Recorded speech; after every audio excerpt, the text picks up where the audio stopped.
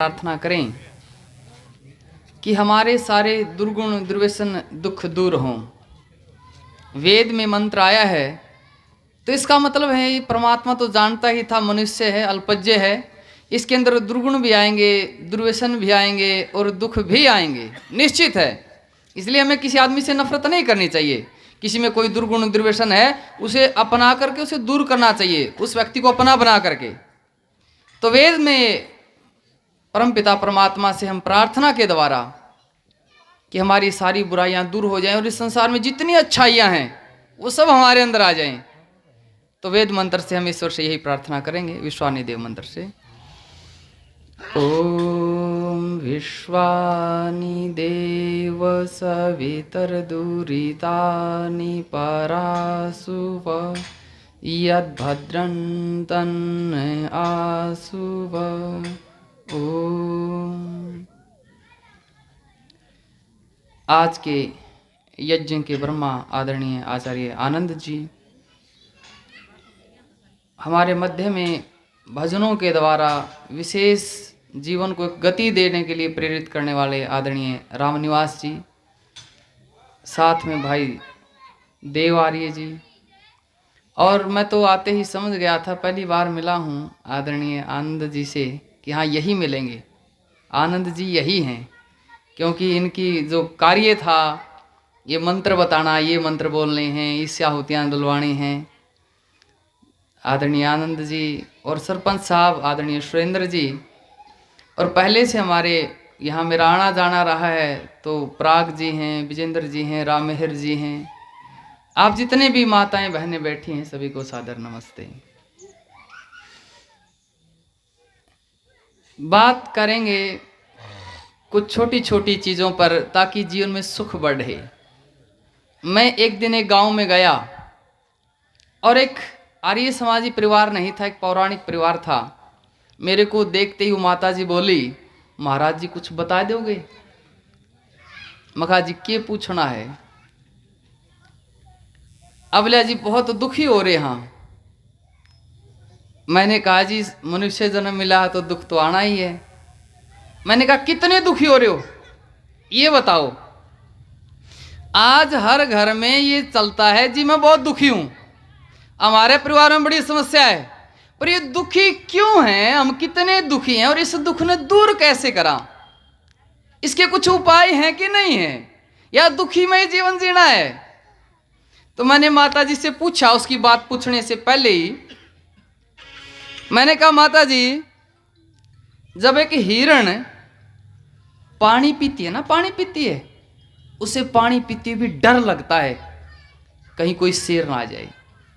पानी पीते पीते भी वो डर रही है कहीं कोई शेर ना आ जाए, जिसे पानी पीते भी मृत्यु का भय हो।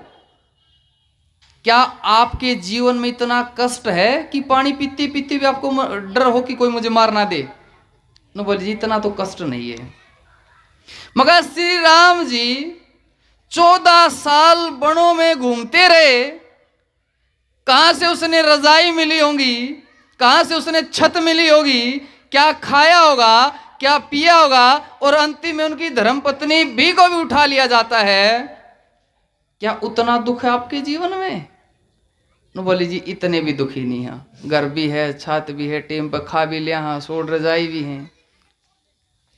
मैंने कहा पांडव 12 साल वनों में घूमते रहे और 13वें साल राजा विराट के यहां नौकर बनकर रहे।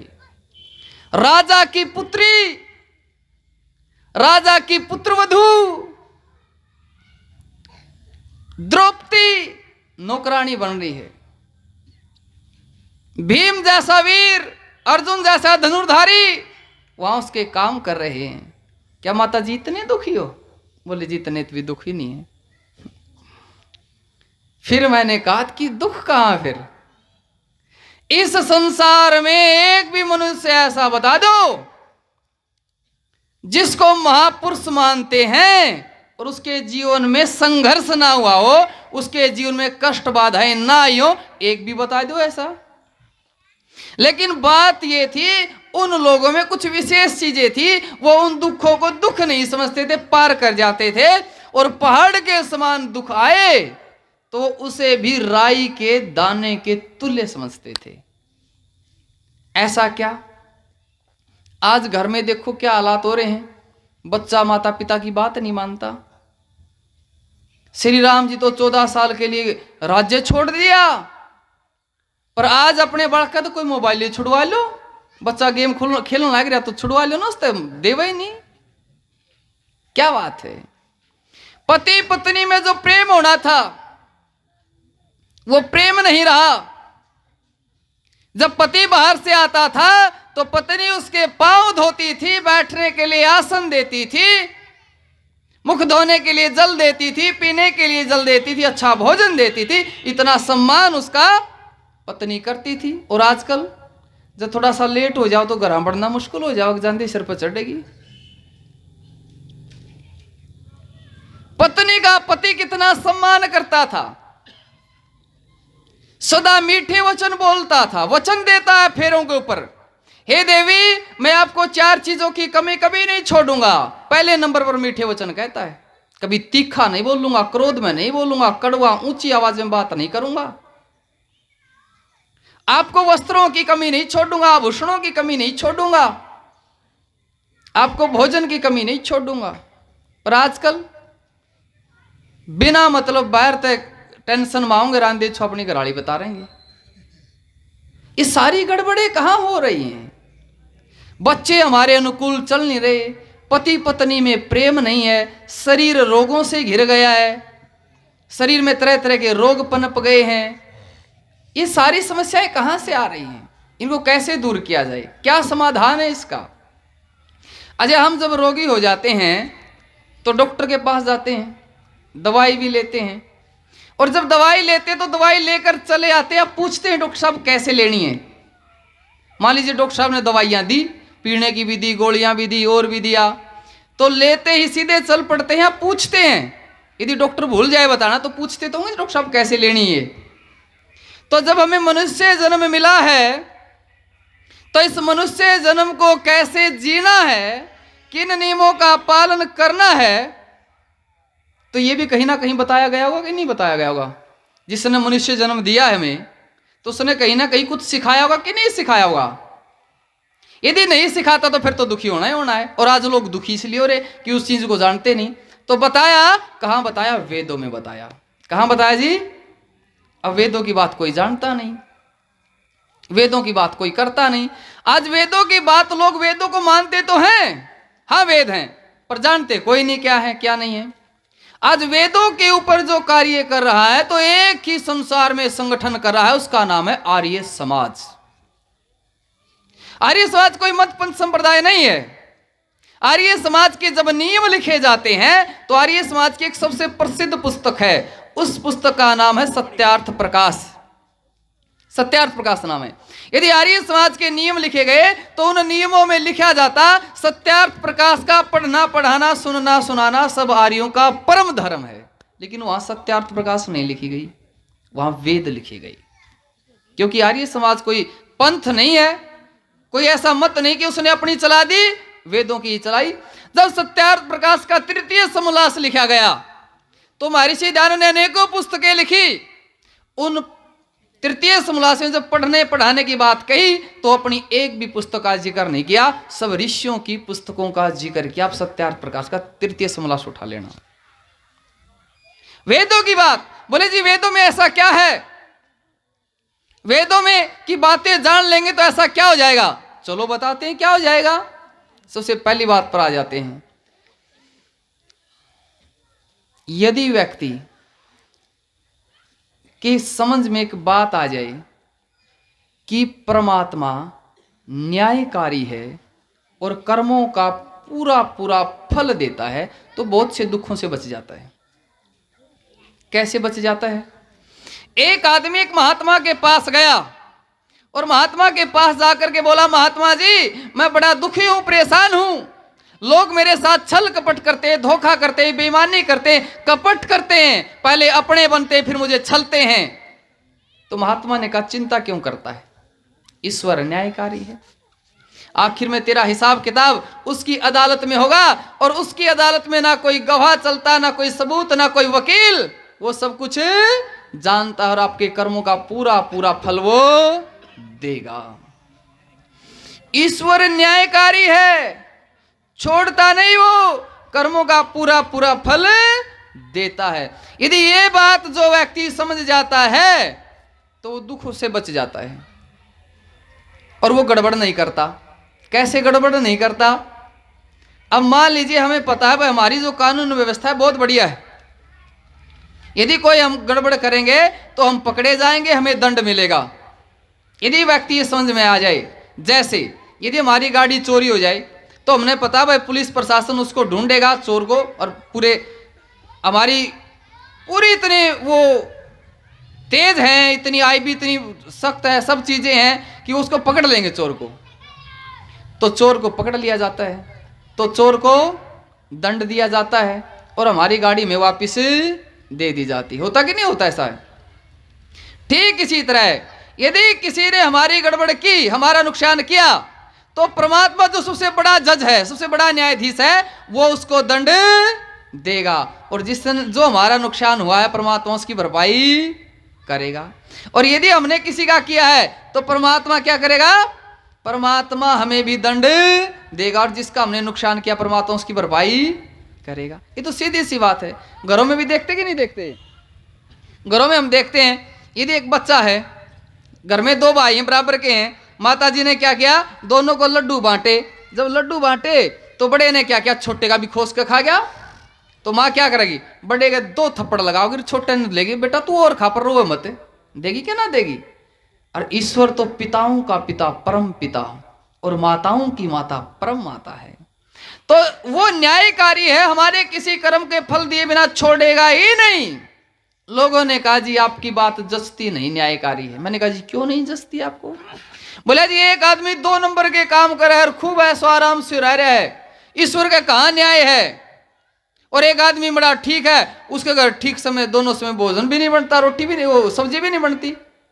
मैंने कहा जो आदमी मेहनत से काम करता है वो भी पैसे वाला हो जाता है, लेकिन जो 2 नंबर से काम करता है वो तेजी से होता है। इसके बारे में ऋषियों ने लिखा, जब व्यक्ति अधर्म करता है तो शुरुआत में खूब बढ़ता है, उसका मान सम्मान धन प्रतिष्ठा खूब बढ़ती है, अपने शत्रुओं पर भी विजय प्राप्त करता है, दुश्मनों को भी जीतता है, लेकिन अंतिम में मूल सहित नष्ट हो जाता है, जड़ सहित नष्ट हो जाता है। मैंने कहा जिसे तुम कह रहे हो ये बड़ा सुखी है, सुख और दुख तो आत्मा का विषय है, ये बाहरी साधनों को देखकर आप सुख और दुख नहीं देख सकते, ये आत्मा का विषय है। जब आदमी के टेंशन हो ना, उसने ना तो कोठी बढ़िया लगती, ना गाड़ी अच्छी लगती, ना भोजन स्वादिष्ट लगता, ना बच्चे अच्छे लगते, ना पत्नी से मोह होता उसका। जब टेंशन होती है बड़े बड़े लोग जीवन को समाप्त कर लेते हैं, क्योंकि सुख और दुख किससे जुड़ा है? आत्मा से जुड़ा है। और जिसको तुम सुखी मान रहे हो, जो गलत काम करता है, जिसको तुम सुखी मान रहे हो, पता हो कैसा है? जैसे हम आजकल अनार लेके आते हैं, अमरूद लेके आते हैं, अनार देखो बाहर से बड़ा लाल है, बड़ा सुंदर है, और अंदर से काट कर देखा तो सब सड़ा हुआ है, मिला ना, ऐसे सारे दाने खराब। जब व्यक्ति गलत काम करता है तो उसके पास संसाधन जुड़ते हैं, लोगों को बाहर से वो सुखी दिखाई देता है, पर अंदर से वो सड़ा रहता है, उसके कोई सुख शांति नहीं, कुछ नहीं। जो दूसरी तरफ है, एक आदमी सच्चा ईमानदार है, पुरुषार्थी है, बाहर से लोगों को दुखी दिखाई देता वो। जैसे कई सेब हैं, गांव में सब्जी बेचने वाले आते हैं, कहते जी थोड़ा सा दाग लग रहा है, अभी चक्कू से काट के दिखाता हूं, अंदर से बिल्कुल साफ है। ये बाहर से आपको भले ही दुखी दिखाई दे जाए, पर अंदर से इनके हृदय में कितनी प्रसन्नता होती है वो हम लोग नहीं जानते। इसलिए ईश्वर न्यायकारी है, हमारे कर्मों का फल देता है। आज आदमी गलत काम कर रहा है, लेकिन वो भूल जाता है, अरे भाई तेरे साथ क्या जाएगा? तेरे पुण्य कर्म जाएंगे, तू गलत काम करके क्या जोड़ रहा है? कहते ना कि मित्र प्यारे सगे संबंधी एक दिन तुझे बुलाएंगे, और जिनको कहता आज तू अपना, अग्नि में तुझे जलाएंगे, तेरी सुंदर काया माटी होगी और चर्चा होगी गली गली। घर के मालिक के जाने के बाद घर की शुद्धि कराते हैं, हवन होता होगा, जिसको कोई मर जावे है हवन करते हैं। कि घर के मालिक के जाने के बाद घर की शुद्धि कराते हैं और जिनकी चिंता में जलता रहा वो जीवन भर, वही उसे चिता में जलाते हैं। हमारे साथ तो पुण्य कर्म जाने थे, हम कहां फंस गए। और जब हम गलत काम करेंगे तो ईश्वर उसका दंड देगा, छोड़ेगा नहीं। जितना जितना आप अच्छा काम करेंगे आपके हृदय में वही उत्साह, आनंद, प्रसन्नता बढ़ेंगी। वो किसकी तरफ से आएंगी? ईश्वर की तरफ से। यदि जीवन में सुख चाहते हो तो आज से ही संकल्प लेकर के बुरे कर्म छोड़ दो, आज से ही, तो जीवन में सुख बढ़ेगा। दूसरी चीज क्या? दुख का कारण क्या दूसरा? स्वयं स्वामी बन जाना। हम सब चीजों के स्वयं स्वामी बन गए। मेरा मकान, मेरी कोठी, मेरी गाड़ी, मेरी पत्नी, मेरे बच्चे, सब चीजों के हम क्या बन गए? स्वामी। जो स्वयं स्वामी बनना है ये दुख का बहुत बड़ा कारण है। कैसे कैसे कारण है? भूल गए कि परमपिता परमात्मा ने दिया ये मेरा मनुष्य जन्म का, तो क्या लक्ष्य है, मैं उसकी तरफ चल रहा हूं कि नहीं चला। इन्हीं संसाधनों में फंस गए। दान में रुचि नहीं, इतने किले जोड़ लिए। घर में ये जो होता नहीं, इतना घी जोड़ लिया। कोई सी चीज में श्रेष्ठ कर्मों में भाग ही नहीं ले रहे और सब कुछ सोच के सोचते बस यही है मेरे साथ। हम भूल गए कि भाई ये चीजें तो कुछ समय के लिए हैं, फिर अगला जन्म मिलना है, फिर कैसे घर में जन्म होगा, कितने पुण्य कर्म करूं। और यहीं जोड़ करके सोचते मैं भी यहीं रहना हूं और मेरी जमीन, ये साधन भी यहीं रहेंगे। कैसे? स्वयं स्वामी बनने पर व्यक्ति कैसे दुखी हो जाता है। एक कंपनी ने व्यक्ति को गाड़ी दी, भाई ठीक साफ सुथरी रख और कंपनी के कार्य से तो इसको ले जा काम तई। लेकिन गाड़ी कंपनी की है, उसने पता मेरी है ही नहीं, काम के लिए दे रखी है, वो काम जाता है, आपने पता कंपनियां देती हैं गाड़ी। और वो कहीं जा रहा तो अचानक एक्सीडेंट होता है। एक्सीडेंट हो गया और एक्सीडेंट में गाड़ी पूरी तरह टूट जाती है, पर उसका बिगड़ता नहीं कुछ चालक का, चलाने वाला का, ड्राइवर ज्यों का त्यों है। अब गाड़ी टूट गई, उसे पता कंपनी के काम से जा रहा था, गाड़ी कंपनी की, मेरी गाड़ी नहीं है, टूट गई। उसका कोई टेंशन नहीं, पता दूसरी मिल जाओगी, मैं ज्यों का त्यों हूं। क्यों? क्योंकि वो गाड़ी का स्वयं स्वामी नहीं है, उसे पता मेरी गाड़ी नहीं है। दूसरी तरफ जब हम स्वयं स्वामी बन जाते हैं, यदि हम अपनी गाड़ी हो, अरे टूटने की तो बात करो, यदि कोई थोड़ा सा स्क्रैच लग जाए ना उसके, उसकी भी टेंशन रहती है। मैं गया एक के घर में, काली गाड़ी खड़ी और कई साल लिए हो गए, पर मास्टर जी बहुत साफ रख रहा है। मेरे को बोला जी जब गाड़ी ली ना, देखो ये स्क्रैच लग गया जी, और आज भी इतने साल बाद भी मुझे स्क्रैच दिखा रहा है वो। तो वहां क्या हो? स्वयं स्वामी बन गए हम। तो हमें इस चीज को समझ लेना चाहिए कि हमें ये जो चीजें दी गई हैं, परम पिता परमात्मा ने श्रेष्ठ कर्म करने के लिए, पुण्य कर्म करने के लिए हमें ये चीजें दी हैं। और ये मनुष्य योनि जो मिली है मुझे श्रेष्ठ कर्म करने के लिए दी है, पर इस मनुष्य योनि में भी हम गड़बड़ कर रहे हैं। अब जो ये शरीर दिया है इस संसार की सर्वश्रेष्ठ योनि है, पर हम इसका महत्व ही नहीं समझ पा रहे। यहाँ बच्चे बैठे हैं, अब यहाँ बच्चे बैठे, इन बच्चों से यदि मैं एक बात पूछ लूं, अच्छा भाई बच्चे बताओ तुम्हें से साइकिल किस किस के पास है? इस बच्चे को उठाते हैं, उठना एक बार। क्या नाम है आपका? शिवांश। चलो आपसे मैं एक बात पूछता हूं, आपके पास आपका जो बेस्ट फ्रेंड है वो आपके पास आया और आपसे बोले भाई शिवांश तेरा साइकिल दे दे मुझे। आपसे आपकी साइकिल ले गया कि मुझे पास में जाना है। उसने क्या किया? आपको गड्ढों से उछाला, कीचड़ से निकाला, उसका रिम भी मुस गया, वो सारा कीचड़ से धस गई, पूरी बेकार करके, और पीछे से वो आपके घर खड़ी करके चला गया। ना साफ की, ना ठीक करवाई, बिगाड़ के आपके घर खड़ी किया। अच्छा वो फिर कभी दोबारा आएगा तो तुम उसे अपनी साइकिल दोगे? अपनी साइकिल नहीं देगा। भाई ये देखो बच्चा भी इन चीजों को जानता है। बोला जी मेरा बेस्ट फ्रेंड भले ही हो पर बिगाड़ दी, बैठ जाओ तो दोबारा दूंगा। इसका एक साधन था साइकिल, मात्र 2-4-5 हजार की, उसको देने से मना कर दिया। पर ये जो हमारा शरीर रूपी साधन, ये गाड़ी है जिसमें कौन बैठी है? आत्मा। ये जो गाड़ी दी है, इस गाड़ी से यदि मैं गलत काम करूंगा परमात्मा दोबारा दे देगा? वो तो न्यायकारी है। क्या वो दोबारा दे देगा? बिल्कुल भी नहीं देगा। कहते लम्हों ने खता की और सदियों ने सजा पाई। आज ये जो पेड़ खड़े ना, ये बड़ खड़ा है, ये इधर ये खड़ा है, ये क्या मानते हो? मनुष्य रहे किसी जन्म में, गलत काम किए तो परमात्मा ने इन्हें स्थावर योनियां दे दी, खड़े कर दिए पेड़ बना के। तो परमात्मा ऐसे छोड़ता नहीं है। इस शरीर से जो जो हमें गड़बड़े कर रहे हैं, हमें सावधान हो जाना चाहिए, हमें उन्हें छोड़ देना चाहिए। कैसे? मैं किसी से पूछता हूं, भाई तेरी मोटरसाइकिल पेट्रोल से चलती है और कोई फ्री में डीजल में टंकी फुल करवाए तो तू डलवा लेगा? न बोला जी ना डलवाऊं, पेट्रोल ही डलवाऊं। मैंने कहा एक 60, 70, 80 हजार की मोटरसाइकिल में तू डीजल नहीं डलवाता, और ये मनुष्य रूपी जो गाड़ी है इसमें तू क्या क्या डालता है, क्या क्या पीता है, क्या क्या खाता है तू, तो क्या परमात्मा छोड़ देगा तुझे? तो परमात्मा छोड़ने वाला नहीं है। तो मैं आप सभी से यही निवेदन करना चाहता हूं, मनुष्य जन्म मिला है, बहुत पुण्य कर्मों से मिला है, इस जन्म का लाभ लें, यज्ञ संध्या उपासना में रुचि लें, आर्य समाज से जुड़ें, सत्यार्थ प्रकाश जरूर पढ़ें, इतनी चीजें मिल जाएंगी, इतनी चीजें मिल जाएंगी।